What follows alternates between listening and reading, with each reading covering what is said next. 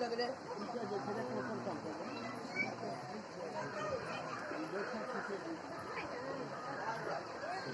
सद्गुरु महाराज की जय।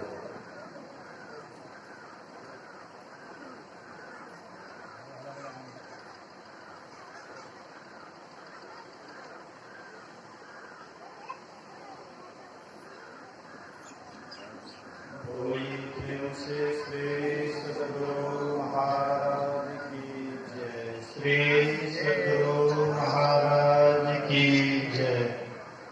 श्री सद्गुरु महाराज की जय। अखंड मंगलाकारं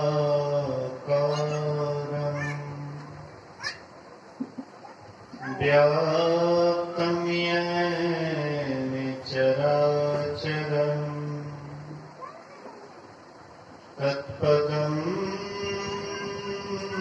दर्शितं येन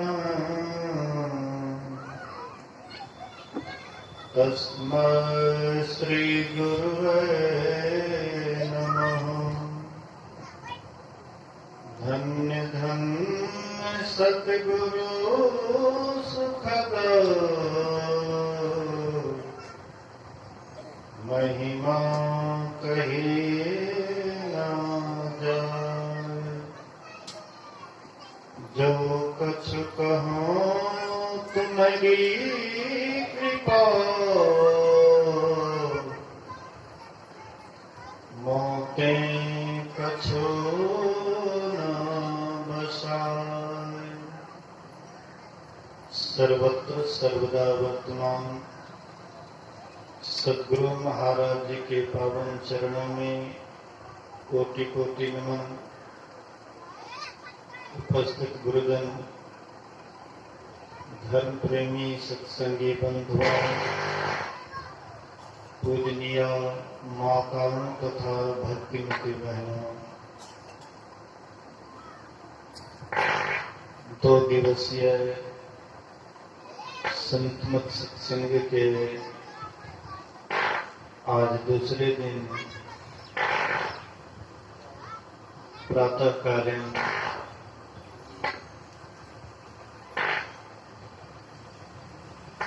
या अंतिम सत्संग कहा जाए,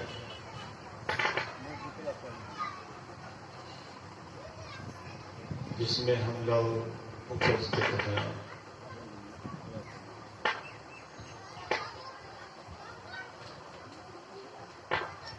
बहुत देर से हम लोग बहुत बात को सुन चुके हैं।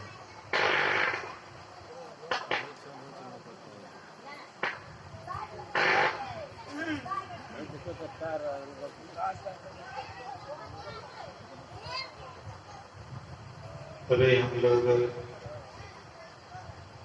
सुन रहे थे,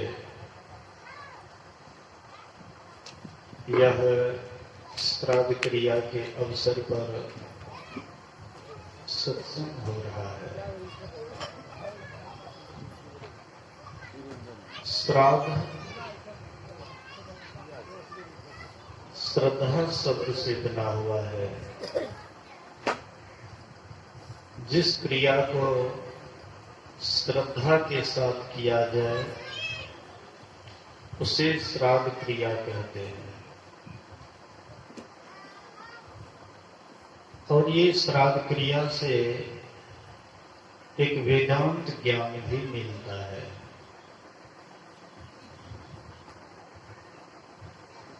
वेदांत ज्ञान यह मिलता है कि शरीर में रहने वाला कहीं चला गया, शरीर का नाश हुआ, लेकिन शरीर में रहने वाले का नाश नहीं हुआ। अगर शरीर के साथ शरीर में रहने वाले का नाश हो जाता तो फिर श्राद्ध क्रिया क्यों मनाते? इससे स्पष्ट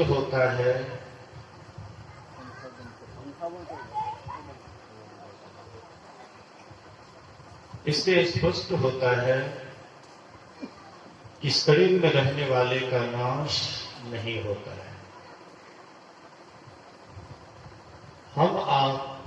शरीर को जानते हैं, शरीर में रहने वाले को नहीं जानते हैं। शरीर को जानने के ही कारण हम लोग केवल शरीर को ही समझते हैं कि मैं हूं, लेकिन मेरा यह शरीर है, मैं शरीर नहीं हूं। शरीर मेरा है। जैसे किसी का उंगली कट जाता है तो क्या कहते, मेरा उंगली कट गया। इसका मतलब है कि उंगली अलग है और हम अलग हैं। किसी का पैर कट जाता है तो क्या कहते हैं, मेरा पैर कट गया। लेकिन ऐसा कोई नहीं कहते हैं कि मैं कट गया, मेरा पैर कट गया, मेरी उंगली कट गई। इसका मतलब हम अलग हैं और शरीर अलग है। साधारण मृत्यु में यह जीवात्मा स्थूल शरीर को छोड़ती है। जैसे हम लोग वृक्ष को देखते हैं तो वृक्ष को जब हम ऊपर से काट देते हैं और उसका जड़ बच जाता है तो जड़ से फिर पनकी हो जाता है, और वह पनकी को छोड़ दीजिए तो फिर विशाल वृक्ष हो जाता है। तो वैसे ही ये शरीर जो है एक विशाल वृक्ष के समान है, और यह शरीर का जब नाश हो जाता है तो फिर पनकी रह जाता है, फिर वही पनकी से फिर स्थूल शरीर धारण कर लेते हैं। संत महापुरुष कहते हैं कि ये आना जाना, जन्म लेना और मरना, यही सबसे बड़ा दुख है और इसी को मिटाना है। इसी को मिटाने के लिए हम लोगों को मनुष्य का शरीर मिला है, लेकिन हम लोग यह मिटाना छोड़ देते हैं। यह शरीर को, स्थूल शरीर को मिटा दें, इससे ऊपर उठ जाएं, लेकिन इस बात को हम लोग भूल जाते हैं और हम लोग केवल सांसारिक बात व्यवस्था में ही दिन रात लग जाते हैं। शरीर के ही ख्याल में दिन रात रहते हैं। शरीर को नहलाना, धुलाना, खिलाना, पिलाना, शरीर से ही इतना मोह हो जाता है, शरीर से इतना ममता हो जाती है कि दिन रात शरीर के ही संबंध में सोचते रहते हैं। लेकिन शरीर के संबंध में जो सोचते हैं वह दानवी स्वभाव के हैं, और जो आत्मा के संबंध में सोचते हैं वे दैवी स्वभाव के हैं। एक बार दानवों के राजा विरोचन और देवताओं के राजा इंद्र दोनों गए ब्रह्मा जी के पास, और ब्रह्मा जी से पूछते हैं, कहते कि हमको आत्मज्ञान दीजिए, आत्मा क्या है इसका हमें ज्ञान दीजिए।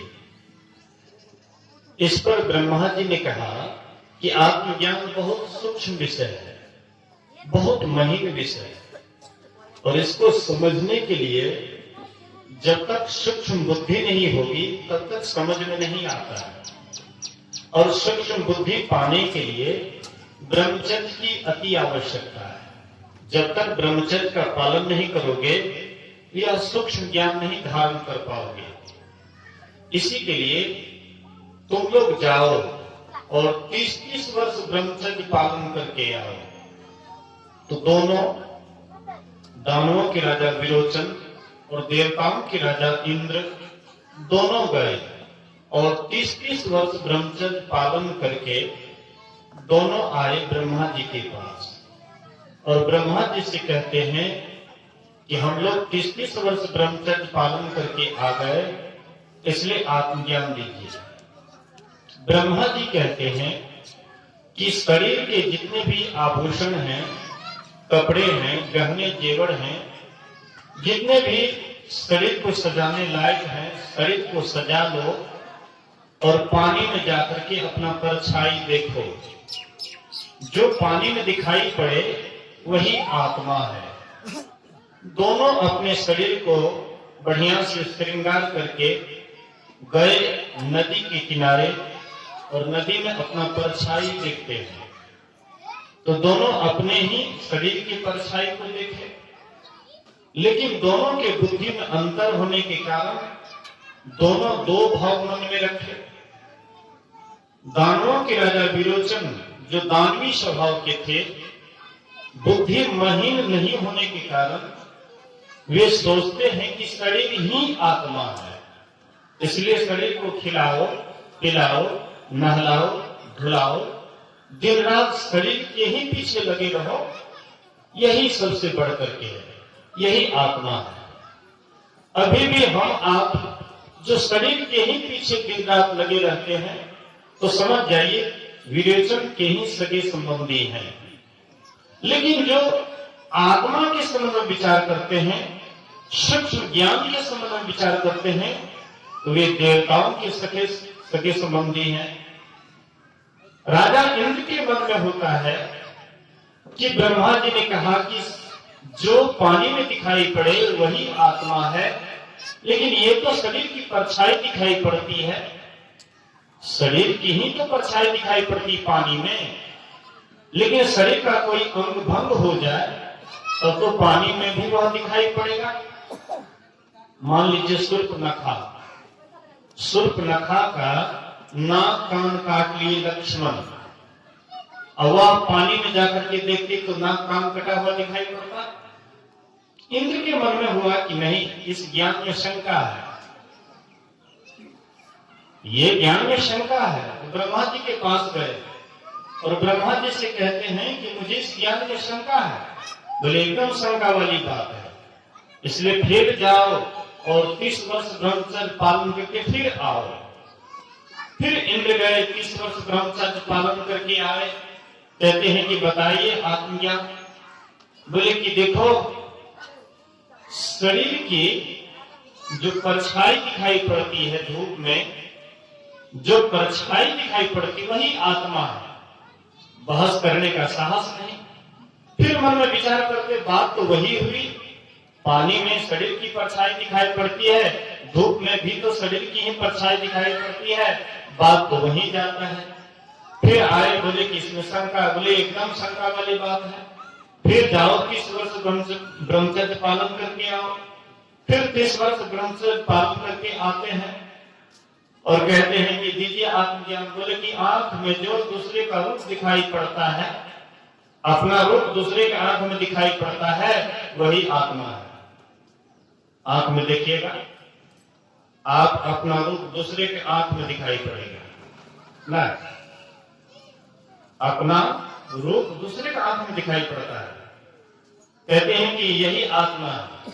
फिर मन में सोचे कि आंख फूट जाएगा, तब तो आत्मा फूट गया, खत्म हो गया। फिर बोले कि इसमें शंका, बोले कि फिर 5 वर्ष ब्रह्मचर्य पालन करके आओ। 95 वर्ष ब्रह्मचर्य पालन करके आए और तब ब्रह्मा जी उसको आत्मा का ज्ञान दिए कि आत्मा क्या है। आत्मा अविनाशी है, आत्मा न जलती है, न गलती है, न सड़ता है, न गलता है।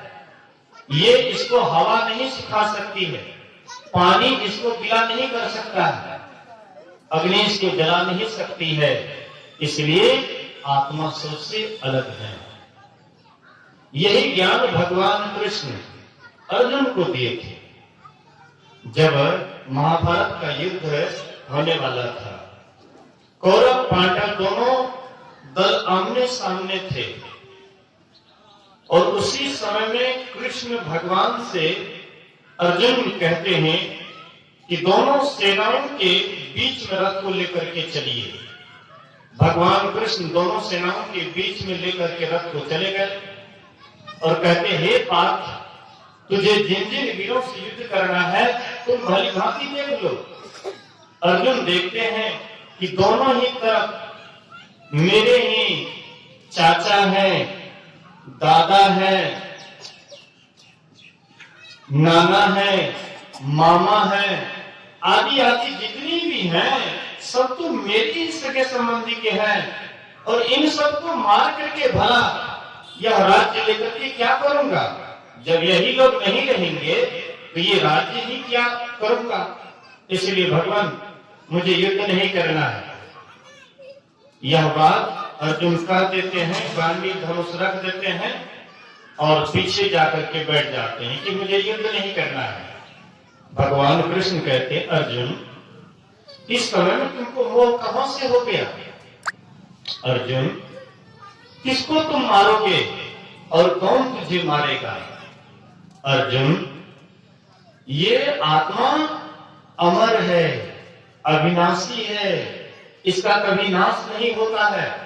शस्त्र इसको छेद नहीं सकता है, पानी इसको गीला नहीं कर सकती है, हवा इसको सुखा नहीं सकती है। ये तो अमर है, अविनाशी है। और हे अर्जुन, जो मैं तुझे यह ज्ञान दे रहा हूं, ये ज्ञान सबसे मैंने पहले सूर्य को दिया। सूर्य अपने पुत्र मनु को दिया, मनु अपने पुत्र इक्ष्वाकु को दिया, और इस तरह से राजर्षि के परंपरा में यह ज्ञान लुप्त हो गया। फिर मैं तुझे यह ज्ञान दे रहा हूं। अर्जुन कहते हैं कि प्रभु, सूर्य अर्वाचीन काल के, हम आप सूर्य प्राचीन काल के, हम आप अर्वाचीन काल के, फिर भला आप कैसे यह ज्ञान सूर्य को दिए? भगवान कृष्ण कहते हैं, हे अर्जुन, तुम्हें पता नहीं है, कभी ऐसा समय नहीं था कि जो तुम और हम नहीं थे। कभी ऐसा समय भी नहीं होगा कि तुम और हम नहीं रहेंगे। मतलब पहले भी हम थे, अभी भी हम हैं और बाद में भी हम रहेंगे। किसी ने कहा कि लोग गीता का पाठ करते हैं, लेकिन पंजाब के 10 गुरुओं ने इसको अपने जीवन में ही उतार करके दिखा दिया। गीता ज्ञान को अपने जीवन में उतार करके दिखा दिया। एक जब मुसलमान लोग एक तरफ से वैदिक धर्मावलंबियों को मारते काटते आ रहे थे, उस समय में गुरु गोविंद सिंह एक संत रहते हुए भी तलवार उठाए। देश की परिस्थिति को देखा कि यह धर्म नहीं बचेगा, इसलिए संत होते हुए तलवार उठाए, लेकिन बड़े दयालु स्वभाव के, बड़े उनके अंदर में दया। बोलिए श्री सद्गुरु। बड़े दयालु संत होते हुए भी बड़े दयालु। वे एक सरदार को रखे हुए थे कि जो भी सैनिक गिर पड़े युद्ध भूमि से, उसको तुम पानी पिलाओ। तो ये सरदार जी अपने पक्ष के सिपाही को पानी तो पिलाते ही थे, लेकिन दुश्मनों के पक्ष को भी, विपक्षी को भी पानी पिलाते थे। तो किसी ने कहा, अरे भाई ऐसा क्यों करते हो? अरे अपने पक्ष के सिपाही को पानी पिलाते हो ठीक, लेकिन दुश्मन के सिपाही को पानी पिलाते हो, वह पानी पी करके ताजा हो जाता है और हम लोगों से फिर लड़ने के तैयार हो जाता है, इसलिए ऐसा क्यों करते हो? तो ये सरदार कहते हैं कि तुम्हारा काम है युद्ध करना और मेरा काम है पानी पिलाना। मैं अपना काम कर रहा हूं, तुम भी अपना काम करो। तो वह जाकर के गुरु गोविंद सिंह से बोले कि महाराज, ये जो इसको जो सरदार जी को पानी पिलाने के लिए रखे हुए हैं, ये तो अपने सिपाही को पानी पिलाते ही हैं, लेकिन ये विपक्षी के सिपाही को भी पानी पिलाते हैं, इसलिए महाराज इसको समझा दीजिए। गुरु गोविंद सिंह उसको बुलाए और सरदार जी से कहते, सरदार जी क्या तुम सही में अपने पक्ष के भी सिपाही को पानी पिलाते हो और दुश्मन की सिपाही को भी पानी पिलाते हो? बोले, गुरुदेव जब तक वह लड़ रहा था तब तक वह मेरा दुश्मन था, लेकिन जैसे वह धरती पर गिर गया तो मेरा दुश्मन कहाँ रहा? वह तो मेरा दोस्त हो गया। चाहे आपका आदेश हुआ कि गिरे हुए सिपाही को पानी पिलाओ, तो जब वह धरती पर गिर गया तो दुश्मन कहाँ रहा, इसलिए मैं गिरे हुए को पानी पिलाता हूँ। गुरु गोविंद सिंह उनके पीठ को थपथपाते हुए कहते, वाह बेटा बहुत अच्छा करते हो, ऐसे ही करो। देखिए कितने दयालु स्वभाव, कितनी उनके अंदर में दया।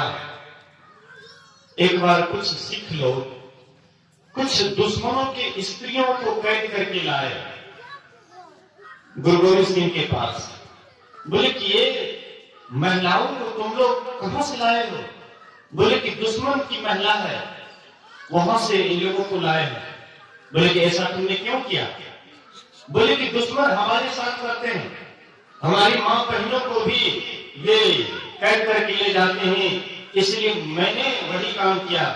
बोले कि दुश्मन अगर पाप करेगा तो तुम भी पाप करेगा। जहां से इन स्त्रियों को लाए हो वहां से सुरक्षित लेकर के वहां पहुंचा दो, क्योंकि ये मां बहने के समान है। देखिए संत का स्वभाव एक अलग ढंग का होता है, बड़ी दया की मूर्ति होती है, दया लेगा उनके अंदर में स्वभाव होता है। उसमें एक बंदा नाम के बैरागी थे, वे भी युद्ध भूमि में डटे हुए थे। उसके शरीर को दुश्मन क्या करते, लाल तवा पर उसको जब पकड़ लिए तो लाल तवा पर जैसे हम लोग तरकारी सेकते हैं, कर लगाते हैं, वैसे उनके शरीर को कर लगाते थे और उस समय वे हंस रहे थे।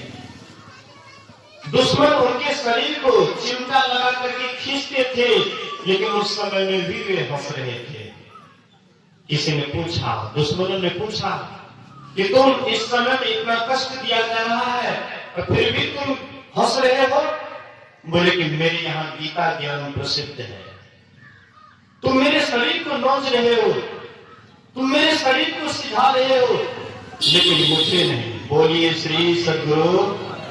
थोड़ा ही गाड़ी वाला युवक सबको समझा दीजिए, सत्संग हो रहा है, इधर से उधर अप डाउन करते रहता, गाड़ी वहीं लगा करके रखे, सत्संग में डिस्टर्ब होता है। इतना मतलब बढ़ गया है ना, इतना बढ़ गया है कोमलता कि थोड़ी सी भी किसी की मर्यादा नहीं रखते। सत्संग हो रहा है, कम से कम जब तक सत्संग हो तब तक कम से कम शांति दान देना चाहिए, और गाड़ी लेकर के इधर से उधर अवकन करते रहते। इसलिए जब तक शांत सत्संग हो तब तक शांत रहो रही। बोलिए श्री सद्गुरु। तुम्हें कह रहा था कि आत्मा अविनाशी है, आत्मा का नाश नहीं होता है। हम लोगों के अंदर में आत्मज्ञान की कमी होती है, इसीलिए हम लोग रोते हैं, बिलखते हैं, इसलिए हम लोग आंख से आंसू बहाते हैं। आत्मा से कोई खास हम लोगों को लेन देन नहीं होता है, लेन देन होता शरीर से, शरीर के प्रति मोह होता है, आत्मा से कोई लगाव नहीं। जब भगवान राम जब बाली को मारे तो बाली की पत्नी तारा रोती बिलखती हुई भगवान राम के पास आती है, रोने लग जाती है। भगवान राम कहते हैं, तारा क्यों रो रही है? बोले कि भगवान आप मेरे पति को मार दिए और फिर भी कहते क्यों रो रही है? बोले कि तारा तुम पति किसको कहती है? बोलिए श्री सद्गुरु। तुम पति किसको कहती है? अगर तुम शरीर को पति कहती है तो शरीर तो सामने पड़ा हुआ है, अगर आत्मा को पति कहती है तो वह तो कभी मरने मिटने वाला नहीं है। इसलिए तुम काहे के लिए बिलख रही हो, काहे के लिए रो रही है? मतलब हम लोगों को शरीर से मोह होता है, शरीर से ममता होती है, इसलिए हम लोग रोते हैं, इसलिए हम लोग आंख से आंसू बहाते हैं। याद रखिए, ये रोना आज ही से नहीं, कई जन्मों से ये रोते हुए आ रहे हैं। एक परिवार के लिए ही नहीं, अनेक परिवार के लिए हमने आंसू बहाया है। कोई इसी जन्म में हमने पति पाए हैं ऐसी बात नहीं, हमने कई पति को पाया है, लेकिन सब बार आंख से आंसू बहा करके यहां से चले गए। संत महापुरुष कहते हैं आपका इससे काम बनने वाला नहीं है। परम पति को चिन्हिए, आपका जो परम पति है उसको नहीं पहचानिएगा, ये शरीर छूट जाएगा, कुछ हाथ नहीं लगेगा। जीवो परम पिता निज चिन्हो, कहते संतन हितकारी। संत महापुरुष हित की बात करते हैं, तुम्हारे हित की बात करते हैं कि परम पिता को चिन्हो। एक पति को पहचानते हो जो संसार का पति है, लेकिन ये संसार का पति सदा नहीं रहता है। या तो पति आपका साथ छोड़ देते हैं या पति का आप साथ छोड़ देते हैं, दोनों में से एक से जरूर आपको बिछड़न हो जाता है। लेकिन जिससे कभी बिछड़न नहीं होता है, जो आपके सदा साथ रहते हैं, पहले भी साथ में थे, अभी भी साथ में हैं और बाद में भी साथ में रहेंगे, लेकिन उस पति से हमें कोई लगाव नहीं, कोई प्रेम नहीं। इसलिए महापुरुष कहते हैं उसको पहचानिए, और उसको पहचानने के लिए ज्ञान और योग का अवलंब लीजिए। भगवान ब्रह्मा शिव जी के पास गए और उनसे पूछते हैं, कोई ज्ञान को विशेष मानते हैं और कोई योग को विशेष मानते हैं, लेकिन आपका क्या मत है? बोलिए श्री सद्गुरु। जो करता है, चाहे एक भाई या दो भाई या जो भाई हो, सब यहाँ कुछ देर के लिए बैठे हैं। जैसे आप पंडित जी के पास बैठते हैं, वहां पर भी वेद मंत्र पढ़ाया जाता है और यहाँ पर भी वेद मंत्र का उच्चारण हो रहा है। यहाँ पर भी आपको वही शिक्षा दी जाती है। पंडित का ज्ञान तो पंडिते के पास रह जाता है, लेकिन सत्संग का ज्ञान, एक ज्ञान भी अगर आपके माथे में चुभ जाए, आपका जीवन बदल सकता है। बोलिए श्री सद्गुरु। तो मैं कह रहा था कि भगवान ब्रह्मा कहते हैं कि यह जीव जो आवागमन में पड़ा हुआ है, दुख में पड़ा हुआ है, इनसे इसको कैसे छुट्टी मिले? तो कहते हैं कोई ज्ञान को विशेष बतलाते हैं और कोई योग को विशेष बतलाते हैं, लेकिन मेरा मत यह है कि ज्ञान के बिना योग अधूरा है और योग के बिना ज्ञान अधूरा है। इसलिए ज्ञान और योग दोनों को रखते हैं, वही निर्वाण के समीप है। निर्वाण किसे कहते हैं? बोलिए श्री सद्गुरु। निर्वाण किसे कहते हैं? निर्वाण कहते हैं छुट्टी को, निर्वाण कहते हैं मोक्ष को। सदा की छुट्टी, सदा का मोक्ष। हालांकि सब कोई छुट्टी चाहते हैं, छुट्टी को कौन पसंद नहीं करते? कोई गृहस्थ है, गृहस्थी करते हैं, वो भी चाहते हैं जल्दी जल्दी काम करके छुट्टी ले लें।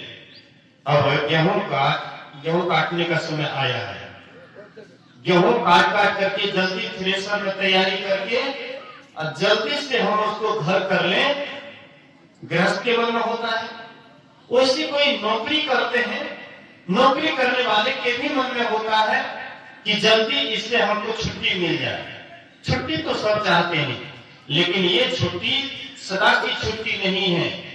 लेकिन एक छुट्टी है जो सदा की छुट्टी दिला देते हैं, और वही छुट्टी है मोक्ष। उसी को कहते हैं निर्वाण। तो इसके लिए भगवान शिव कहते हैं ज्ञान और योग दोनों का अवलंब लेना पड़ेगा। जो दोनों का अवलंब लेते हैं वही मोक्ष को पाते हैं, वही सदा की छुट्टी को पाते हैं। देहावसान समय चित्ते यद्विभावे तत्देव भवे जीव इत्येव जन्म कारणम। देह त्याग के समय चित्त में जो जो भावनाएं जीव करता है, वही वह जन्म का कारण है। कहते हैं शरीर छोड़ते समय चित्त में जो भावनाएं आता है, मन में जो भावनाएं आती हैं, कहते हैं वही जन्म का कारण है। अगर हम शरीर छोड़ते समय में, अगर हमारे अंदर में शरीर छोड़ते समय में धन संपत्ति की इच्छा रही और उसी समय में आपका हमारा शरीर छूट गया, तो हम लोग जब शरीर छोड़ेंगे और दूसरा जब जन्म होगा तो वह सांप का जन्म होगा। धन की याद में शरीर छूटने के बाद सांप वाला शरीर मिलेगा, जहां हीरे जवाहरात होता है, सोने चांदी होते हैं, वहां पर सांप उसका रक्षा करते रहते हैं। उस घड़ा में बैठ करके सांप रक्षा करते रहते हैं, धन का देखरेख करते रहते हैं। शरीर छोड़ते समय आपका ख्याल अगर मकान पर रह गया, घर पर रह गया, घर के याद में आपने शरीर छोड़ा, तो आपका जो दूसरा जन्म होगा वह चूहा वाला जन्म होगा। चूहा कई मंजिल आप भीतर भीतर घरे में मकान बनाएंगे, दिल बनाएंगे और वहां से अन्न ले जाएंगे, वह भी आपको भोग नहीं होगा, वह भी मिट्टी में मिल जाएगा। अगर शरीर छोड़ते समय में आपको बेटा का याद रह गया, बेटी का याद रह गया, बेटा बेटी की याद में आपका शरीर छूटा, कितने आदमी शरीर छोड़ने लग जाते हैं तो कहते हैं एक बार फलना बेटी का हमरा बुला जाए, बड़ा ओकर मुंह देखती है, आहा एक बार मुंह देख लेती है, सफाल लग जाती है।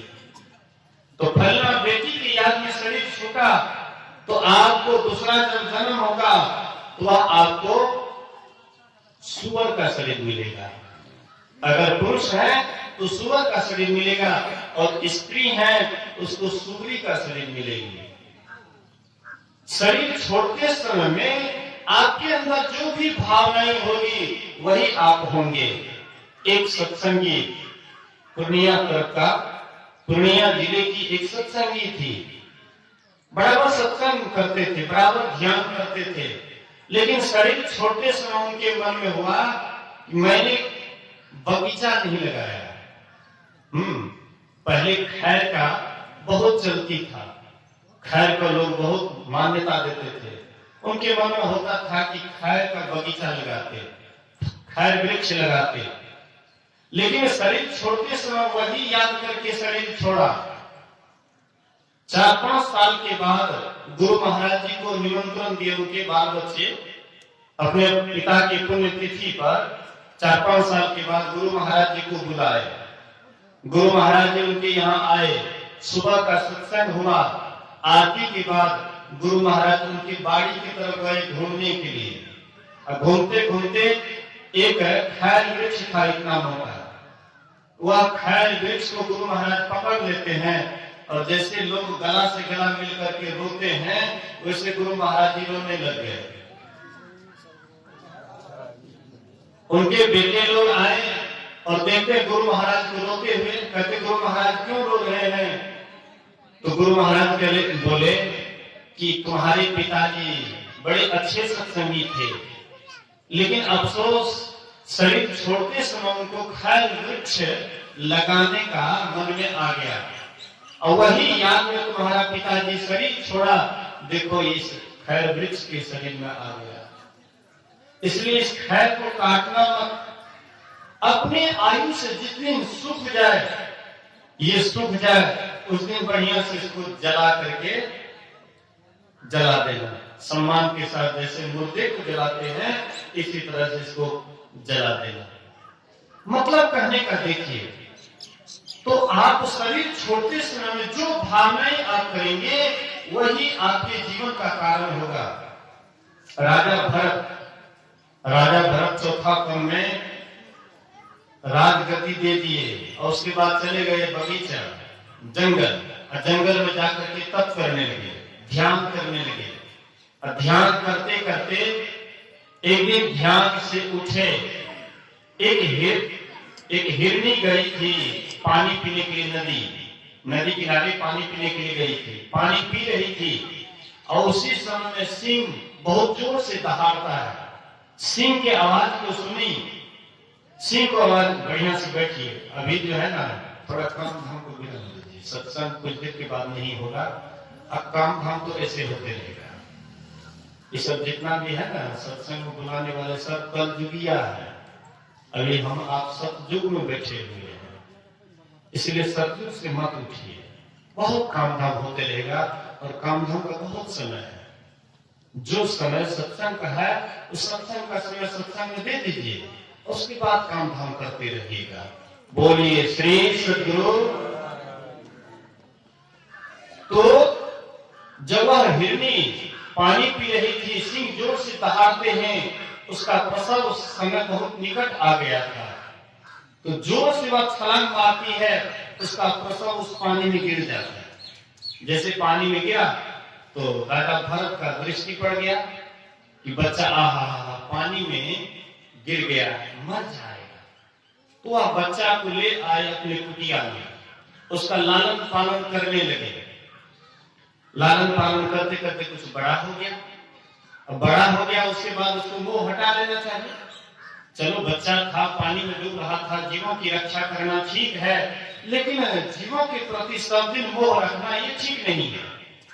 बाद में उसको इतना मोह हो गया, इतना मोह हो गया कि वह बच्चा जंगल की तरफ भाग गया और दिन रात उसी का चिंतन कि पता नहीं कोई सिंह उसको मार दिया होगा, पता नहीं क्या खाता होगा, पता नहीं कैसे रहता होगा, मतलब दिन रात उसी का चिंतन। और उसी के चिंतन में उसका शरीर छूट गया और राजा भरत का जब दूसरा शरीर मिला तो वह हिरण का शरीर मिला। हिरण के शरीर में जाता है, लेकिन उसको पहले वाला याद था कि हमने थोड़ी सी गलती की, इसलिए हिरण वाला शरीर में आ गए हैं। तपस्या का बल था, तपस्या किए हुए थे, संस्कार था, इसलिए याद था। तो हिरण वाला शरीर में भी जाकर के वे सोचते थे कि अब क्या करें, तो खाना पीना छोड़ दी, उपवास रहने लगे। एक दिन दलदल में फंस गए, शरीर कमजोर होने के कारण निकल नहीं पाए और वहीं पर मर जाता है। और फिर जब उसका शरीर छूटा तब वे एक ब्राह्मण के यहाँ भरत, जड़ भरत के नाम से प्रसिद्ध हुए। वही जड़ भरत, मतलब जड़ के तरह, वह उसका नाम भरत तो था ही, लेकिन जड़ के तरह रहते थे। जैसे गाछ होता है, वृक्ष होता है, वृक्ष को किसी से किसी को मोह है, वृक्ष को आपसे मोह है, आपको भले ही वृक्ष से मोह है, वृक्ष को आप पकड़े हुए हैं, वृक्ष आपको नहीं पकड़े हुए। तो वृक्ष की तरह एकदम न्यूट्रल, किसी से कोई लगाव नहीं, भीतर से जगे हुए और बाहर से एकदम सोए हुए। भीतर से हर हमेशा परमात्मा का सुमिरन, ध्यान, ईश्वर का चिंतन, और बाहर से जब मतलब लगता था कि एकदम बुड़बक, कोई समझ नहीं। तो लोग तो स्वार्थी हैं, परिवार के लोग, घर परिवार के लोग सब स्वार्थी हैं।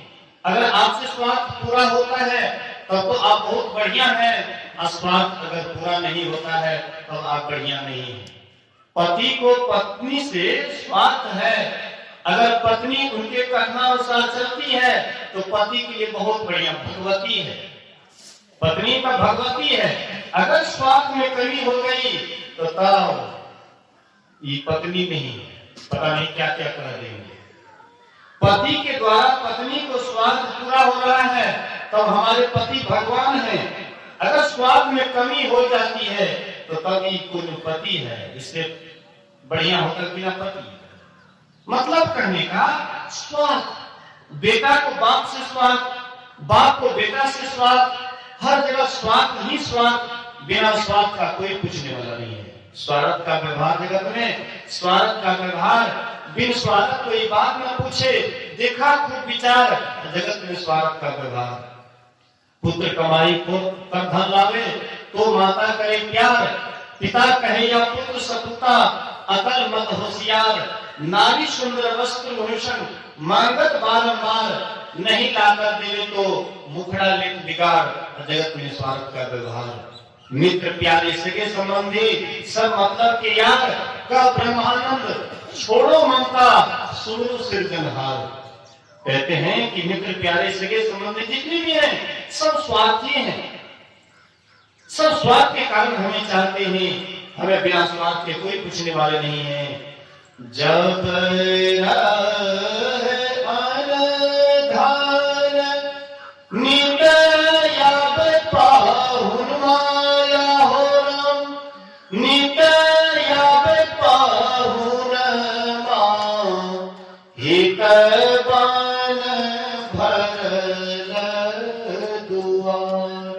जब आपके पास में धन संपत्ति होता है, रुपया पैसे होते हैं, तो रोज रोज मेहमान अतिथि का तांता लगा रहता है।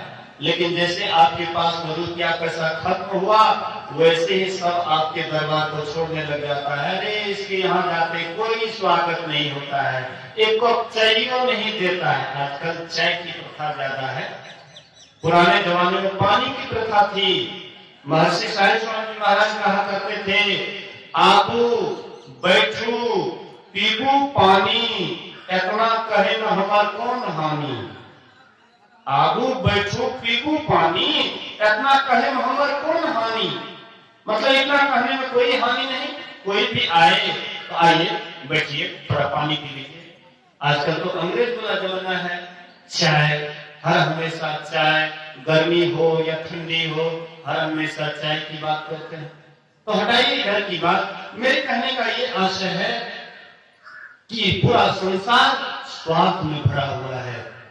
तो जड़ भरत भी कोई काम धाम नहीं करते थे, तो लोग परिवार के लोग कहते थे, अरे ये तो बेकाम है, नाकाम है, ये तो कोई काम करता ही नहीं। उसको देते गाय चराने के लिए, तो गाय चराने में किसी का फसल खा रहा है तो खा रहा है, एकदम आराम से मजे से बैठे हुए, कोई टेंशन नहीं।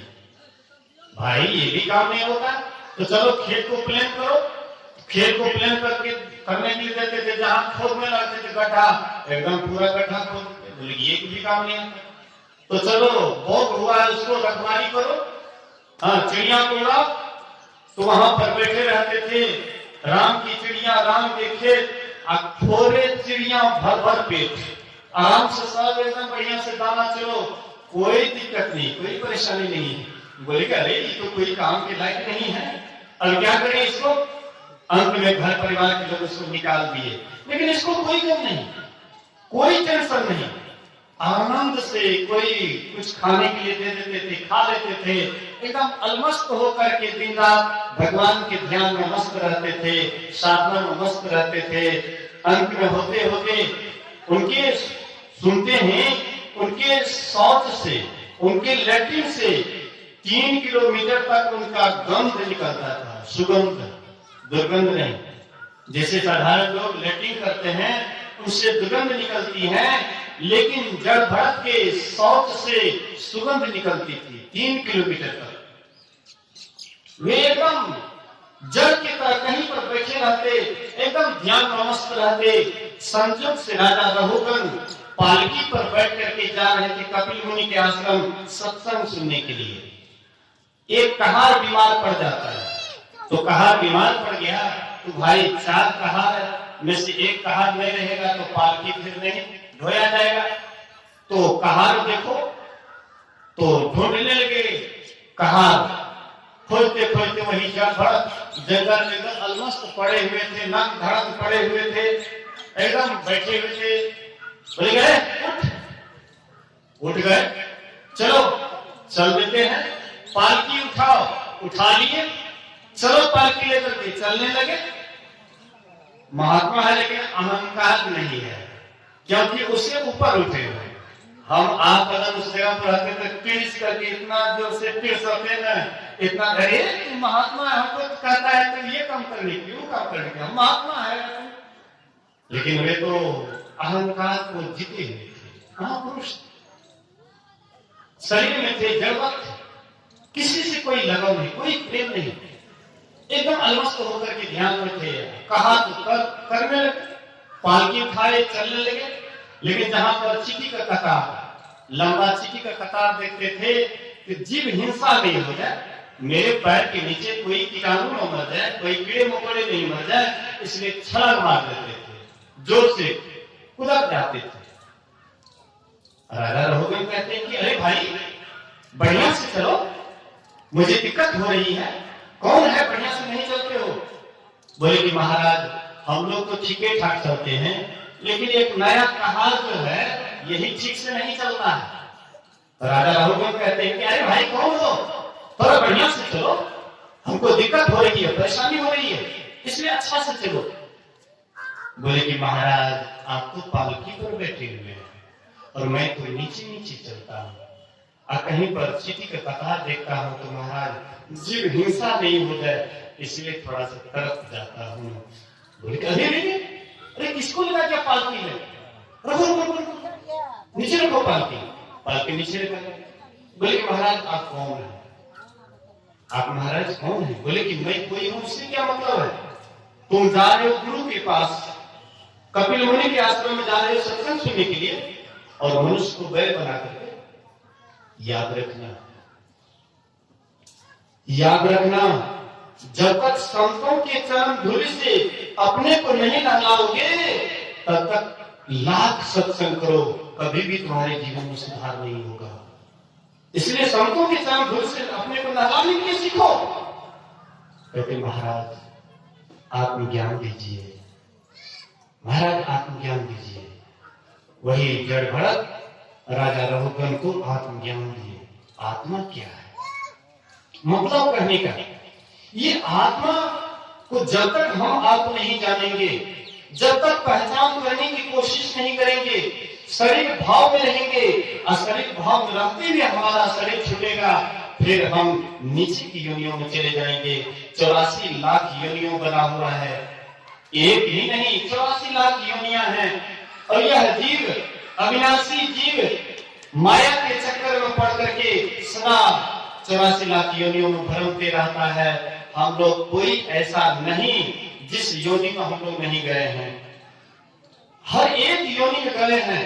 ये जितने भी पेड़ पौधे देखते हैं, जितना भी कुछ दिखाई पड़ता है वृक्ष वगैरह, सब में हम लोग गए हैं और सबके दुखों को हमने देखा है। अभी हमें ठंड लगती है, रजाई ओढ़ लेते हैं, कंबल ओढ़ लेते हैं, लेकिन वृक्ष को भी तो ठंड लगता है, उनके लिए कौन सा रजाई बना हुआ है? कुत्ता बिल्ली को भी तो ठंड लगता है, उनके लिए कौन सा रजाई की व्यवस्था है? अभी हम लोगों को गर्मी लगती है, पंखा लगा लेते हैं, कूलर लगा लेते हैं, एसी फिट कर लेते हैं, जिनके पास में जैसी व्यवस्था है वैसी व्यवस्था कर लेते हैं। लेकिन और जीव जंतु हैं, उनके लिए कौन सी व्यवस्था है? डरिए, डर करनी डर परम गुरु, डर पारस डर सार, डरत रहे सो उबरे, गाफिल खावे मार। कहते हैं इसीलिए डरो, परमात्मा की भक्ति करो। अगर डर के भी अगर परमात्मा की भक्ति करोगे तो एक दिन यही डर तुमको निडर बना देगा। लेकिन अगर ईश्वर भक्ति नहीं करोगे, परमात्मा का अगर डर नहीं होगा तो फिर क्या होगा? एक सुनते हैं इधर लकड़ बग्घा से इधर सुनने में आया है, अब है कि नहीं पता नहीं है, लेकिन गुड़िया हो गए थे सत्संग करने के लिए, टुकड़धरी गुड़िया। एक बड़ी माई सत्संगी कर रही थी, बाबा हो लकड़ बग्घा के पता नहीं क्या नहते ख्या जीते की करते। पहले तोरा जैसे न परमात्मा के डरे न छो और लकड़ बग्घा के बड़ा डर छो। परमात्मा कालों की भी काल है, वे महाकाल है। उस महाकाल रूपी परमात्मा से हम नहीं डरते, जो परमात्मा हमारा हर हमेशा देख रेख करते हैं, हर हमेशा हमारा एक एक श्वास उसके ऊपर टिका हुआ है। लेकिन उसका एक बार भी ख्याल नहीं, लकड़ बग्घा का नाम सुने तो उस पर दिन रात ख्याल, और उससे हम डरते रहते। डरना है तो परमात्मा से डरिए, जो पूरे सृष्टि को चलाता है। रचा है सृष्टि को जिससे प्रभु ने, वही ये सृष्टि चला रहे हैं। रचा है सृष्टि को जिससे प्रभु ने, वही ये सृष्टि चला रहे हैं। जो सृष्टि को रचा है उसका हमें भय नहीं, उसका हमें डर नहीं। और ये साधारण जीवों का भय है, डर है, ये कितनी खेद की बात है। इसलिए संत महापुरुष कहते हैं कि वह परमात्मा का भजन कीजिए, उस परमात्मा को जानिए।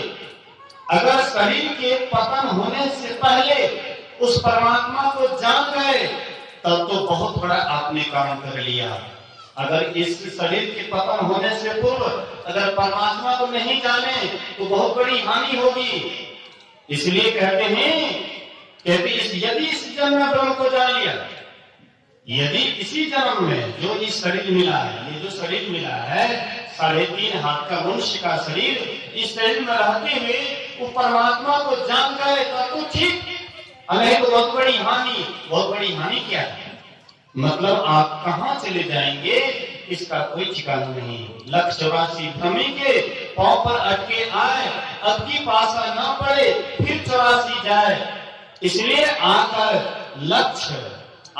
4 लक्ष्य 84 जोनी भ्रमत यह जीव अविनाशी, फिरत सदा माया कर प्रेरा, काल काल स्वभाव गुण घेरा, कब हुक करी करुणा नर देही, देख इस विनो हेतु सदेही। और कारण ही स्नेह करने वाले परमात्मा, हम आपको मनुष्य का शरीर दिए हैं कौन चीज करने के लिए? उसी को जानने के लिए, उसी परमात्मा को जानने के लिए। उसको कैसे जानेंगे? क्या इस आंख